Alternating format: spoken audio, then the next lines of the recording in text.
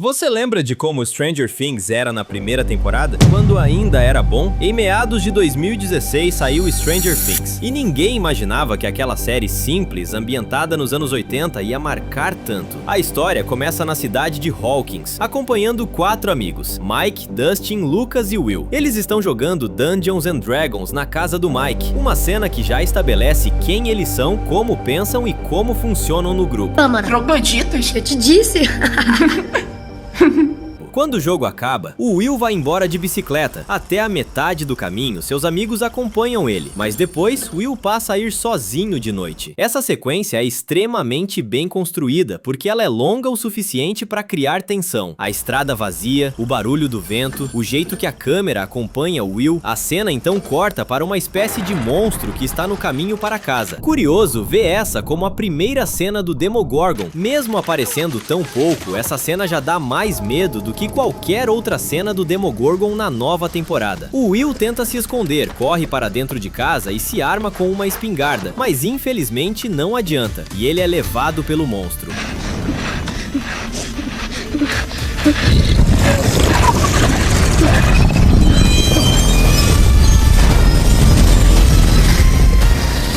Essa, meus amigos, é a primeira cena de Stranger Things. No dia seguinte, Mike, Dustin e Lucas percebem que o Will não apareceu na escola. Eles começam a procurar por ele de forma insistente, convencidos de que algo sério aconteceu. Ao mesmo tempo, a mãe do Will, Joyce, entra em completo desespero. A atuação dela é fundamental. Muito bom ver como a personagem da Joyce Byers era nesse começo. O xerife Hopper assume o caso e trata inicialmente como um desaparecimento comum, mas logo percebe que as pistas não batem. O cachorro do Will se recusa a entrar na casa, sinais estranhos aparecem e nada parece lógico. Enquanto isso, do outro lado da cidade, uma garota aparece em uma lanchonete completamente perdida. É a 11. Ela não fala direito, mas acaba sendo cuidada por um homem que cuidava da loja. Você provavelmente nem lembra desse cara, mas ele até que parecia ser uma boa pessoa logo no começo. Ele é uma das primeiras mortes de Stranger Things, e ninguém sabe quem é o cara. Um pouco depois, Lone acaba sendo atacado pelo governo e por agentes que querem a criança. Eles matam o homem e procuram a garota. Aos poucos, Mike, Dustin e Lucas encontram 11 fugindo dos homens maus e percebem que ela sabe algo sobre o Will. O mistério da Eleven funciona porque a série, nesse momento, sabia aproveitar bem o tempo que tinha. Uma comparação notável com as novas temporadas, onde cada episódio tem 1 hora cada e não acontece nada, só enrolação. Só compara com essa temporada onde mesmo com pouco tempo de episódio, ela parece ter bem mais conteúdo do que as temporadas atuais.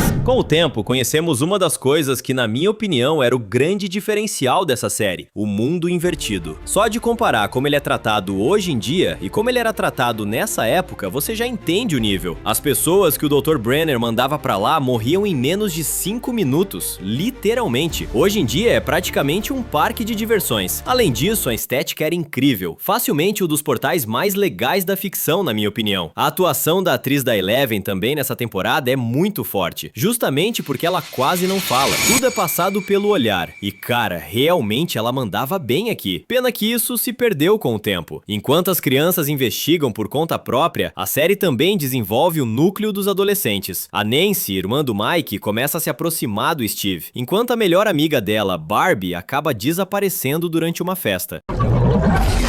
Esse sumiço é importante porque ele desenvolve a Nancy como personagem e faz ela progredir. A morte da Barbie conecta o núcleo adolescente diretamente ao mistério maior, e a culpa que a Nancy carrega passa a mover a personagem durante a temporada. O Jonathan, irmão do Will, também entra nesse núcleo e se aproxima da Nancy, criando uma investigação paralela que fortalece a história. Uma das partes mais marcantes da temporada é quando os meninos decidem procurar o Will usando bússolas. Mike, Dustin e Lucas percebem que as bússolas enlouquecem perto do local onde o Will desapareceu e passam a investigar. Esse tipo de situação era comum em filmes dos anos 80. Outra coisa que Stranger Things nessa época era ótimo: referências. Tudo nessa série nasceu para ser uma referência dos anos 80. Eles investigam isso e descobrem muito sobre o mundo invertido a partir daí. É nesse ponto que fica claro o quanto a primeira temporada confiava na inteligência do espectador. Quando o corpo do Will é encontrado no lago, a série dá um golpe muito forte. Tudo tudo indica que ele morreu. A cidade aceita isso rápido demais. O caso é encerrado e algo claramente não bate. O espectador sente que aquilo não é verdade, mas a série mantém a dúvida viva. Esse arco aumenta a desconfiança sobre o laboratório e sobre o envolvimento do governo. O Hopper começa a agir por conta própria e passa a investigar o laboratório de Hawkins. Ele descobre câmeras, registros apagados e um sistema inteiro dedicado a esconder algo. O personagem cresce muito nessa temporada porque ele conecta o mistério externo com o drama pessoal dele, dando mais peso às decisões que toma. E cara, é incrível o quanto o Hopper é um personagem melhor nessa temporada se comparar com a quinta temporada. A partir daí, todos os núcleos começam a convergir. A Joyce e o Hopper encontram as crianças e essas se juntam ao grupo dos adolescentes. Uma coisa interessante sobre isso é que a partir daqui nasce a fórmula Stranger Things. Múltiplos núcleos que no fim se juntam em um grande episódio final. Joyce e Hopper entram no mundo invertido para resgatar o Will com a ajuda do Dr. Brenner, o grande vilão dessa temporada. Enquanto as crianças tentam proteger a 11 e os adolescentes enfrentam o Demogorgon de outra forma. O confronto final acontece na escola. O Demogorgon surge como uma ameaça real, matando e destruindo. A Eleven enfrenta o monstro sabendo que não vai sair ilesa.